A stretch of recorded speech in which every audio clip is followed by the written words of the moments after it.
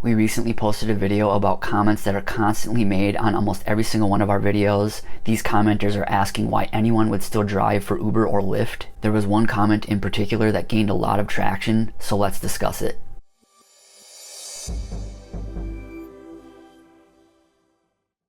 Really quickly, if you have yet to download the Solo app to help you manage your rideshare business and earn more, our referral link will be in the description. So first off, in that video, I described those comments as negative, the ones asking why people would still drive for Uber or Lyft. That was the wrong word to use. The word I could have used was annoying or discouraging. There is nothing wrong with negative comments when they have legitimate substance. Comments calling out the companies or certain policies or situations are always encouraged. I also said I tune out those annoying comments. I obviously don't. I address them in a video. I'm addressing it in another video now. I tune out the substance of most of them. I don't give the substance any validity. It's just noise. But again, in that video, there was one comment in particular that was heavily upvoted, so let's dissect it. Alright, so they come in hot right away. It says, stop glorifying Uber and Lyft just because you sleep with the enemy. When I see a comment like this, I know that the commenter does not actually watch our content. Stop glorifying Uber and Lyft? We don't glorify them. We call them out constantly. And sleeping with the enemy? Last year when Sergio helped to claim millions in lost wages for drivers, was that sleeping with the enemy? Again, we are constantly calling out both of these companies, trying to be a voice for drivers. We are definitely not in cahoots with Uber or Lyft. It continues, speak the truth how Uber programs the app for drivers to make the least money while Uber pockets the majority. Again, do you actually watch the content of the channel? Sergio is probably the biggest voice in the rideshare space calling this out. And it continues, and there's actually substance to this comment. And how Uber will allow you to drive your nice car to the ground, but as soon as it breaks down, Uber isn't responsible. But now Uber calls drivers independent contractors based on the flexibility on choosing to sign in and out of the app. Yes, Uber isn't responsible as it currently stands. We are considered independent contractors, but in the true term of independent contractor, we are not treated that way. I completely agree with this. But how convenient that we can see the pickup and drop off information, but Uber doesn't allow drivers to choose their pay rate. So how are we independent contractors when Uber is in control of the most important factor of a driver wanting to be independent?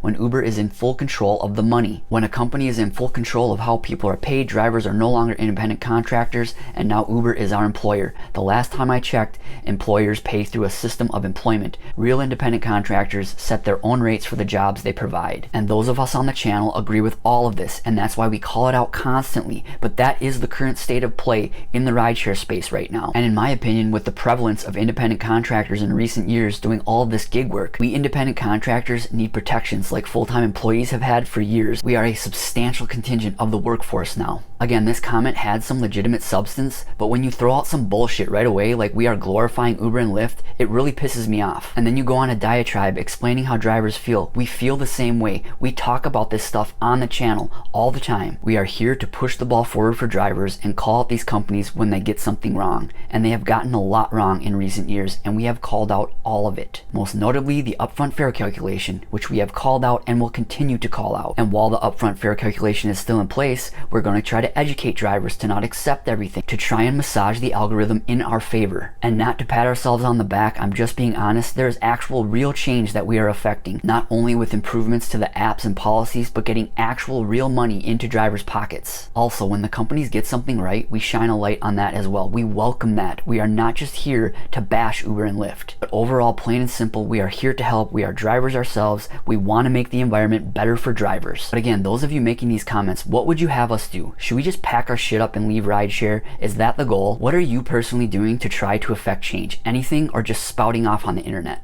Again, for those of you that actually watch our content, that dig in, that take the information and use it, we genuinely appreciate that. That's why we have the channel. And for those of you that are making the annoying comments, keep those coming as well. We love the views, we love the engagement. Again, if you've yet to download the Solo app to help you manage your rideshare business and earn more, our referral link is in the description. We also have a free newsletter, and the link to sign up for that is in the description as well. If you've yet to watch my previous video on the 20 items and apps that I use for rideshare, be sure to check that one out. Thanks again for watching, and drive safe. Thanks.